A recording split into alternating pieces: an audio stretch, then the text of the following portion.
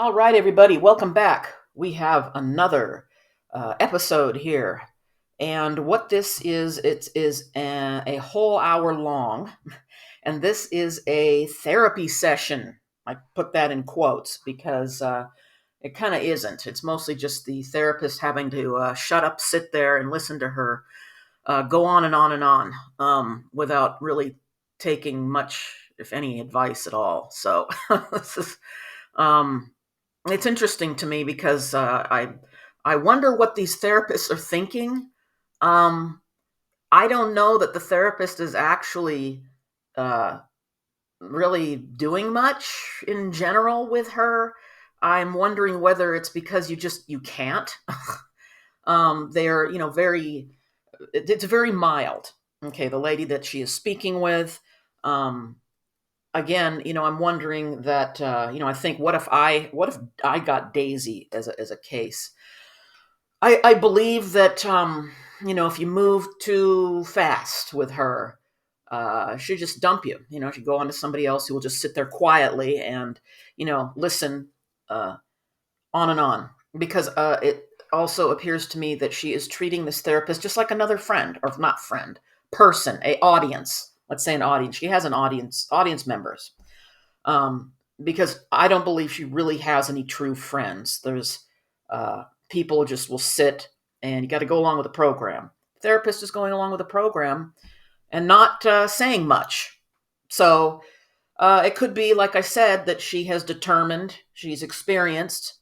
Uh, you're not going to be able to move the needle with somebody like Daisy. I don't know. However, this is also very interesting because Daisy is aware of, in particular, a really important thing about herself. So somebody has been able to make, some breakthroughs. I mean, I do believe she has learned some things, and through this learning process, it's morphed into her, her religion, so to speak, where it's all consuming for her.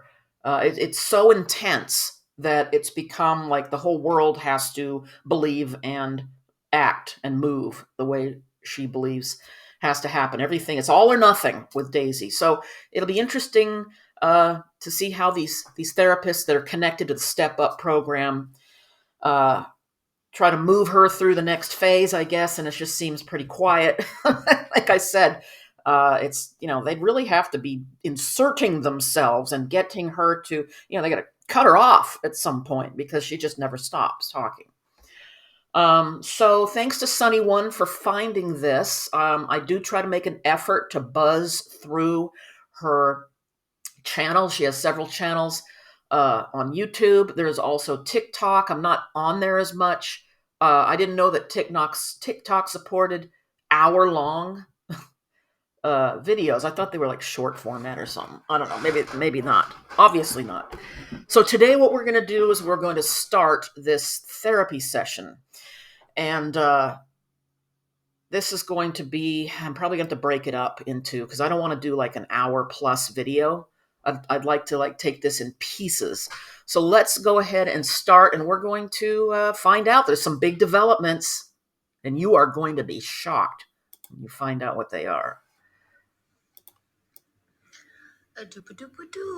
Who's lovable, my Scooby-Doos? I'm gonna call my therapist.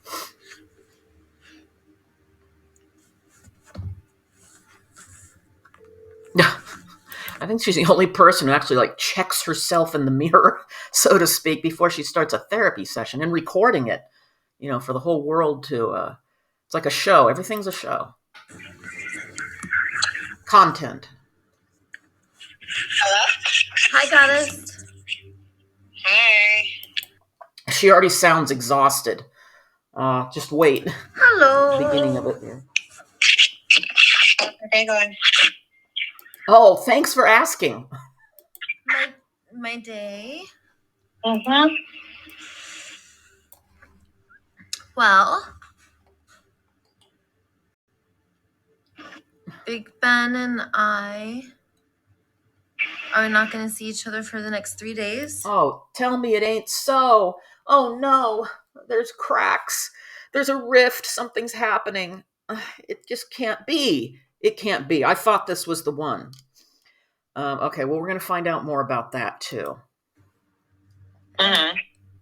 I told him that I was going to have a therapy session with you Friday, but I forgot to call you, and that we were going to talk about role play on how to ask him what he's needing. Mm-hmm. And he smiled and he said, well, can't you just ask me what I'm needing? Mm-hmm. And I said, King Big Ben, I do, and you don't tell me. Mm-hmm. And I told him, I need to be a love crusader light being that is non-attached, has no agreements or expectations, so that I can be like a child. Okay. So she says that Big Ben is 33. So this guy's 10 years younger. I think John was like 10 years younger. And uh, I don't know. It makes me wonder, like, how much do people communicate with one another or really even think about, like, what they are doing as far as, like, coming together to, you know, do what? I mean, are they even in a relationship? It's hard to tell. He doesn't even seem to be clear about what she wants, and she's non-monogamous.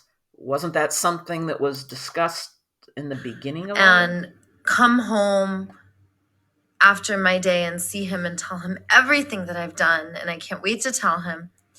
And I don't have to feel like worried about what I'm doing, because I realized, like, so as a healer, I know to ask myself, when did I feel like this as a child? And being hyper attuned to, like, how does this person feel? Are they okay? Or am I going to be okay if they don't feel okay? And King Big Ben is a master at co-worshiping. I could talk to him about anything. So it was all in my head. Goddess, it was all in my head. So when I talked to him about how, hey, I get hyper attuned to, like, how are you feeling and what are you needing? And then, are you going to get upset if I do flow strokes with the guy? Or are you going to get upset if I hang out with this guy? I don't want to feel like that. I just want to be a non-attached light being, because my number one, numero uno is ascension. And I told him that was my number one thing, ascension, personal development. And that also up there with number one is seeing my kids, like being with my kids. Oh, boy. And I told him something I desire, which I haven't talked about with you, but I told him that I want to have a baby. And Where in the world did this come from? And why? Well, I shouldn't even ask why. Why would she think this was a good idea? It's just not something that should even be. What does it matter? So I'm just wondering, when they got together, what was this guy thinking? He takes on, and he's got a woman who's 10 years older than him, with a tremendous amount of exceptional amount of baggage. And how this all started, of course, it was not her fault at all. This is from childhood, but what has unfolded, has manifested into, a woman with a lot of problems. And it just makes me wonder, like Prince. I remember the Santa Monica Close-Up had interviewed both of them, and this was the same conversation where Prince wanted. Well, Ben is not part of this conversation. He wanted a more traditional marriage. At least, she's only sleeping with him at the very least, and she's like, I got to be out of the beach all the time. And it was like they just got married, and this was like, they're not that you're supposed to figure this stuff out before you get married. So I don't know how they let each other know about what they. But the whole reason why I married the perfect prince was because I wanted him to give me a baby, and I wanted him to help me get access to my kids. And now I don't even want to get married. How is this man gonna? What is this? I want a baby after I have had 3 kids taken away from me already for very awful reasons.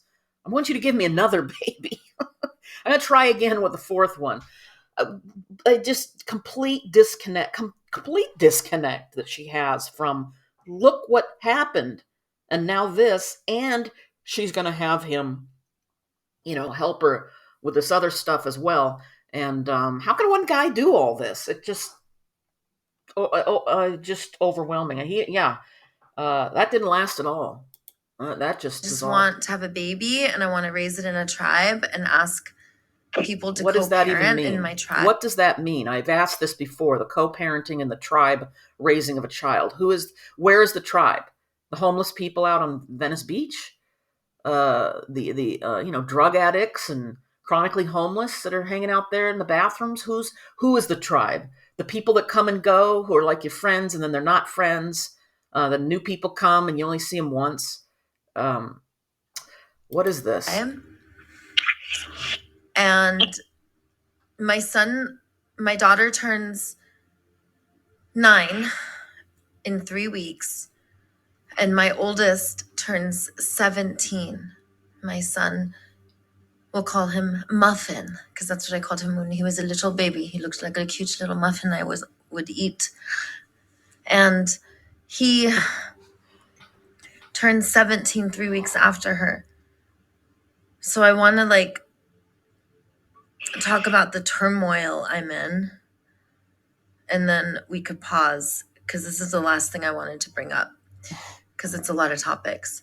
The last thing I wanted to talk about in our session today is that I'm in a lot of turmoil because I keep wanting to make videos and reach out to my kids and go see my kids. I know this is bad news for me, because then I end up in the metal bracelets. And I really value my freedom and being able to play outside. So part of me is like, Daisy, make a video for your son. He's going to be 17. Tell him how much you love him and miss him and that your heart bleeds. He will come back to you if you do. And why are you waiting, Daisy? Do it. Reach out to your kids. And then there's this other voice that's like, no, Daisy, the cops are going to come get you again. And you hate it when they get you. The cops put the metal bracelets on you and they chase you, and you love to chase them. And sometimes you like when they chase you, but not if they're going to handcuff you and take you away. Because you want to know something? They let me get away unless they really want to get me.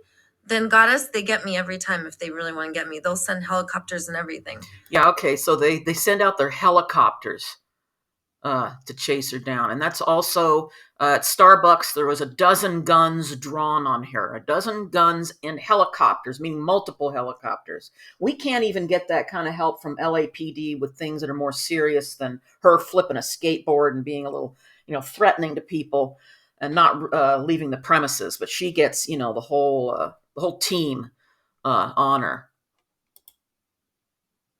And that's what I want to talk to you about. Is I'm in turmoil because I have a little voice that's like, Daisy, you gotta reach out to your kids, Daisy. You're a superhero because you need to see your kids, and then you'll be a better superhero.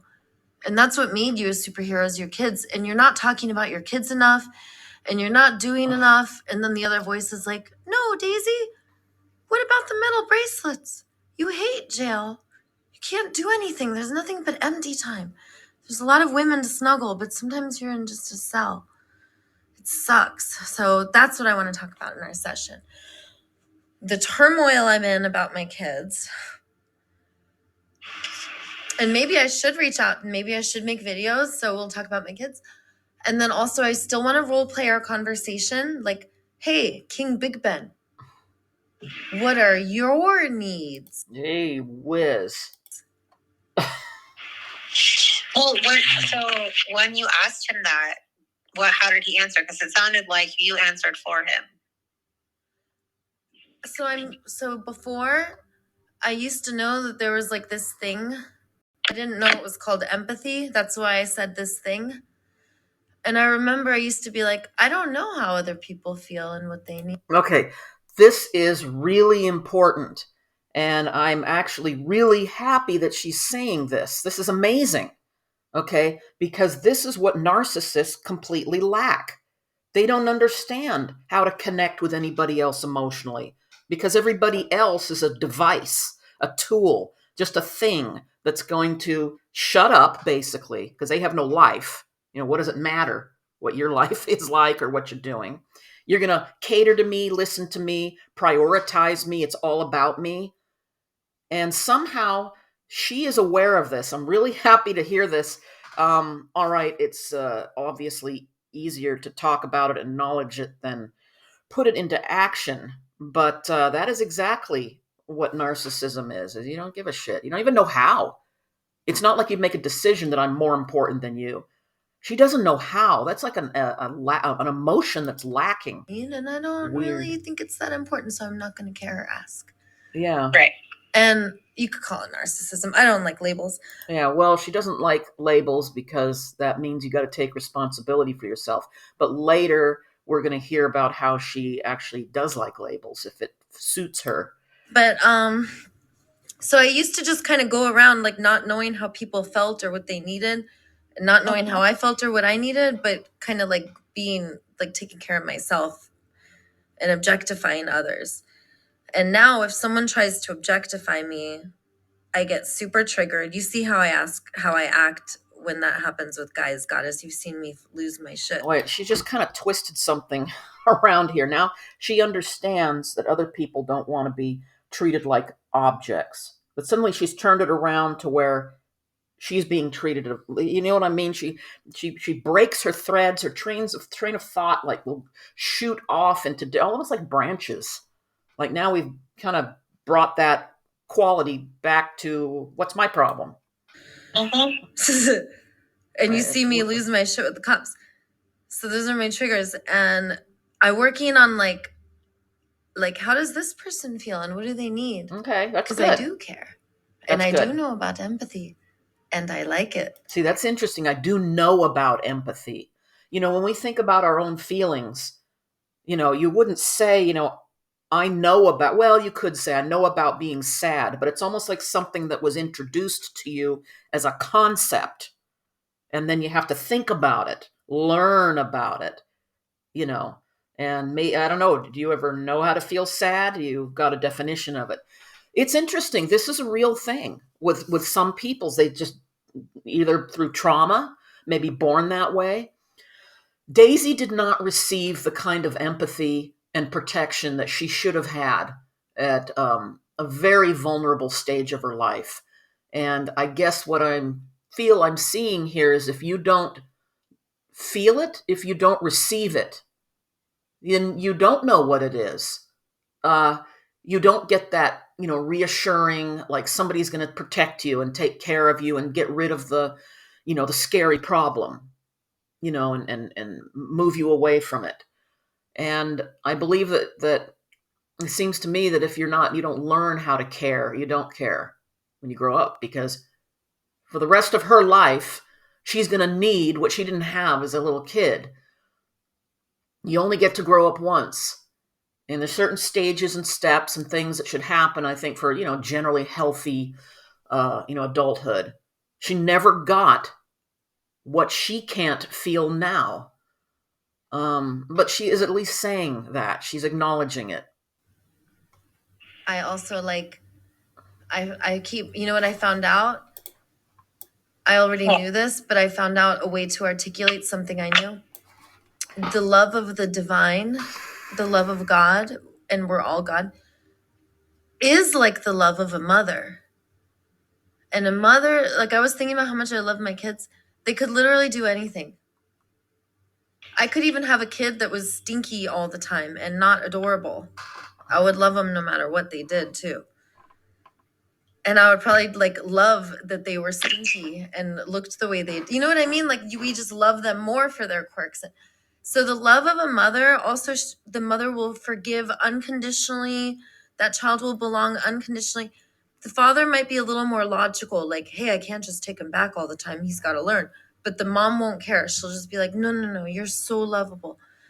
And I had this kind of epiphany, like the love of the divine is like that. That's how I need to be loving everyone. So that's why I really got to ask Ben, how are you feeling? What are you needing? He doesn't answer me when I ask him. He just smiles and he's like, let's do role play. So he just smiles and what? We'll do it in role play because I can't remember, but if we do it in role play, I can channel him. Okay, sure. So you be me. I'll be him. Okay. Oh my God. What in the world? Gorgeous hunk. She added like a filter. This is a therapy session. And she's screwing around with the filters and with musculosis and a hunkathon going on. What's up, Daisy? Oh my God. Big Ben, listen. I really want to know like what you need from me from this relationship because I really care about it. And sometimes I'm afraid to ask, but I'm really putting myself out there and I care what you think. But yeah, what can I do for this relationship to make it work? Well, Daisy, I'm feeling really touched. hey everybody, join her team. She's this is like screwing around with her situation here. This is where things are kind of sliding into the absurd. Because first of all, by her role playing another person, she is kind of has the freedom to make up what he's saying. So what is the point of this exercise or the thing? What is this? Just to kind of perform. I mean, this is all performative, really. Is this helping anything? I mean, hear you ask me this, and I'm a little taken back. I thought you were going to attack me and take me to the wall of doom where you usually do your torturing. what the hell? What is she doing to him? What is the wall of doom? And attacking, but I could tell you're not feeling predatory aggression, Daisy, and that you are really wanting to know what I'm feeling and where I want this relationship to go. And I'm feeling myself pause. And as I search for other ways for us to connect deeper and for things to be even better for me. And this is what Big Ben would say. He would say, I love everything about our relationship. I love how we're always asking the question, how can I support you? And the thing is, he would never tell me this, but I can channel his truth right now. All right, so this is stuff that didn't even happen and was never said. But he doesn't have to say it because she's channeled it. Daisy, see, I don't know how to ask him what he wants, and I don't even know what I want, but I know that for right now. Well, then you don't know anything then. You don't know anything about what he's feeling. You don't even know about yourself, but you know that you're non-monogamous. So what are you did he just kind of think that she was like a fun, a good-looking, what she is, nice, like novelty to invite into his home? And what is it? What is the basis? It's like, is it a casual, you can hang out here while I'm not working? And then she's talking about things like having a baby with him. It's like everything. It's all over the place. It's every relationship in the world, basically. His number one value is his career. All right. Well, then why would you even broach the subject of having a baby? He is clearly, focused on something completely different. What is? And he considers himself. He's told me this. King Big Ben. I'll channel him. Daisy, I am a guardian. I am here to protect all of us. And there's a lot of invisible threats that nobody knows is going on. And as a member of a major in the Space Force alien task force, I must be one of the luckiest people ever. Less than 10% of the military is in the Space Force. And I'm only 33 years old. And look at how far I've gone and how much I've accomplished. And this is what's important to me. And That's why I love spending 10, 12 hours a day doing it, because it's what I want to do. Oh, he's gone a lot. And okay. So it's 10 to 12 hours a day. Right now she's at his place and she seems to be, there frequently. And her homeless shelter is sitting empty, I don't know if she spends the night with him or whatever, but, she spent a lot of time at his place, 12 hours a day. That's a shift and a half. And, empty homeless shelter, a studio that somebody else is not able to use because she's here uh, sitting in somebody else's apartment. And the therapist has not made any effort at all. Think about what the therapist is sitting and listening to and letting Daisy ramble way off into like this kind of warped movie script, an outline for a movie script describing characters. And this has nothing to do. What does this have to do with anything? But the therapist is not like kind of corralling this back to, let's focus this and actually work on something. She's kind of freeform letting Daisy ramble on like this, and what is this accomplishing? I guess I have to say, I don't know. Except providing right this now, I'm content not for us to really watch. thinking about having a family. I hear that you want to have a baby, Daisy. I'm not really thinking about that. All right, there you go. And So my body tells me no. here we go. Then that actually kind of answered my question. It's he's in the Space Force working with aliens, or trying to keep the aliens away from us, and he's not ready to have a baby. Well, wouldn't that be something that, like, pretty close to the beginning of a situation you'd kind of hammer out? And Daisy, I really love you a lot. I don't know about this whole thing you got going on. There's a reason why What thing? I don't want to be on video with you, and I don't want my life to be public, because my job is very important and you have a very public life. And there's a lot that doesn't align, and that is what aligns with my heart, because we are so completely opposite that is why it must be so perfect. Perfect. And perfect. Okay, so and I okay, then he did outline how he felt. He has expressed to her that, look, I'm busy, fighting aliens, doing invisible things. There's invisible forces other people don't know about. I got to take care of it. And having a family, settling down, having a family is just the last thing on my mind. So why is she still at his place? You know what? I mean, well, she's got to figure out her next move, I guess.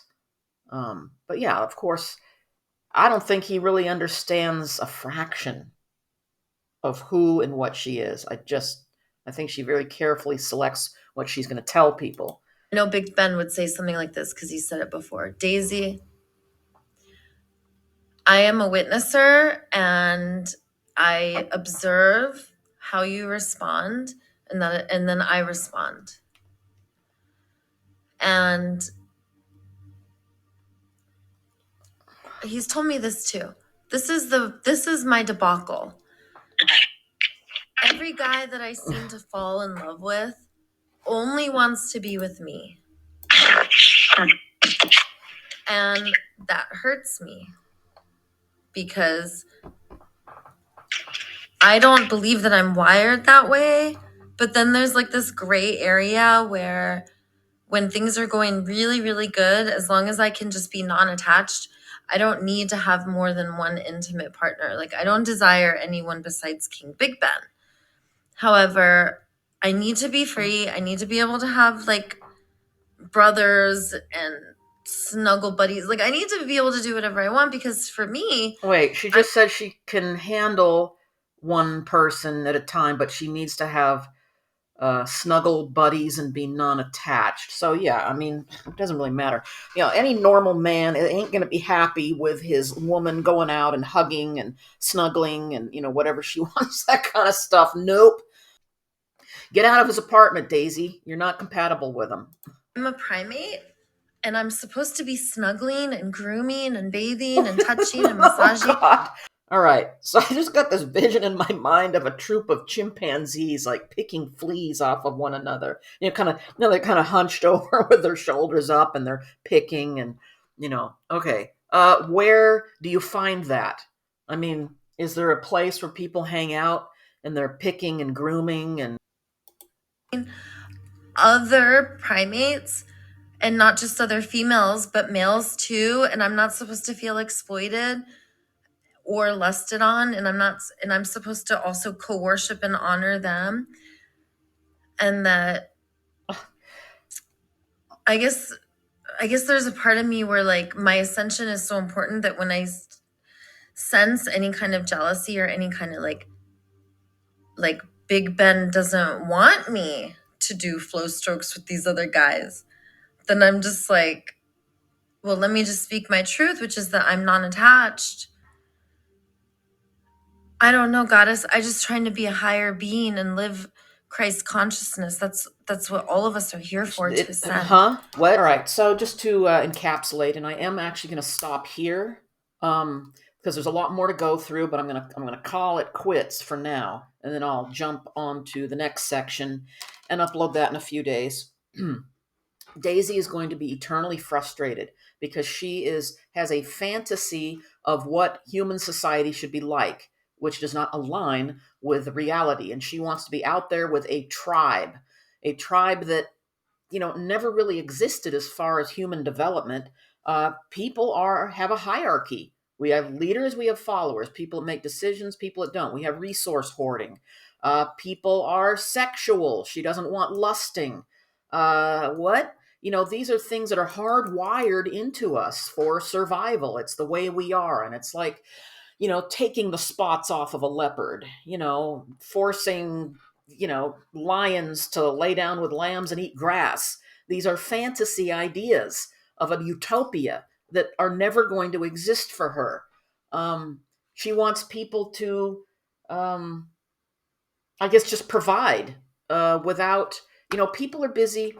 The thing about, okay, the tribe raising the child, where's the tribe? Everybody's out working. See, she doesn't live in the real world, which we know. Again, this is not a shocker of a thing, but people are out earning a living. They have other concerns besides raising her child.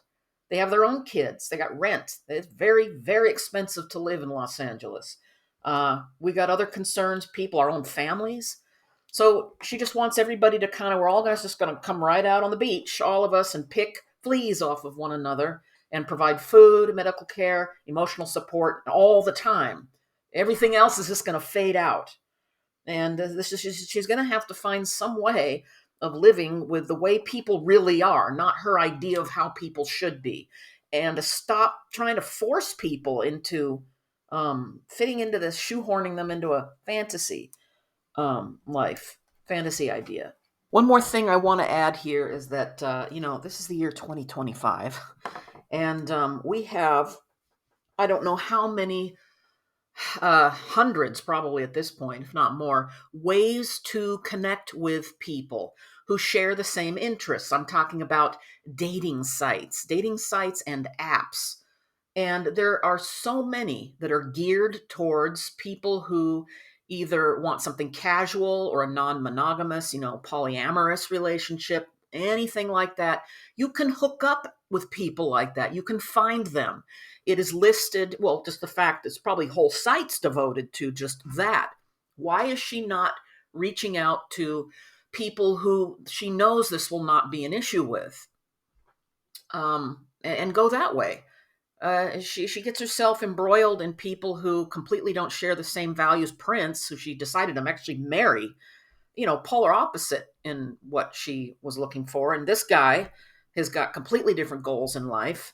Go find yourself somebody who's non-monogamous. But then I say that, I see what happened with John. And there was a lady towards the end of the whole John saga. He kind of hooked up with a lady. What was her name? I don't know if it was Megan or something. And they went to hot yoga together. Okay, this is when Daisy is like, you do your thing, I do my thing. This is the tribe. This is the setup that she talks about all the time, where we're all just interconnected and everything. And you do what you want. When John hooked up with that lady and did not invite Daisy to hot yoga with them, she went ballistic. I mean, it was just, she couldn't handle just the thought that he was doing something without her, without Daisy. He's got his own guy. Daisy can have all the men flounder. And she was, later in this video, you're going to hear her describe how come Big Ben doesn't want women fawning all over him and, all excitement and the kisses all over. Why doesn't he want that? But when John takes his other gal pal to like a little event or an art show or whatever they do, without Daisy, went fucking crazy. She expects you got to take me to everything. Everything. And remember, there was a video where she actually kind of cozied up. She was like a tall redhead lady or something. Anyway, she's trying to like, oh, we gals got to stick together. And that's all her manipulation to try to, get in close with the enemy, so to speak. So don't tell me that you're not going to start shit. She's got this, I just want harmony. We're going to pick fleas off of one another. But in reality, she's just, unmanageable. It's just exploding. No matter, you give her what she wants and she'll just knock it right over. So it's, that is way beyond just trying to figure out how she's going to figure out men and what she wants, because it will never happen. She will never be happy. Daisy has, the cup that we say, the proverbial cup. You fill it up, or you fill the cup half full, it's half empty or whatever. Daisy has a cup with a giant hole in the bottom of it. You're never going to be able to fill it up. You can't. Nobody can. None of her friends. Mary, who's, still hanging on. She's hanging on there as the advocate. All the people who have come and gone, the men who have tried, the friends, you cannot fill her cup. It's impossible. Big hole in the bottom of it. And sadly, her past created that hole. And anyway, so that is it for this session.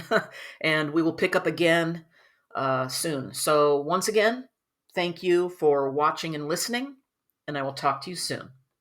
Bye.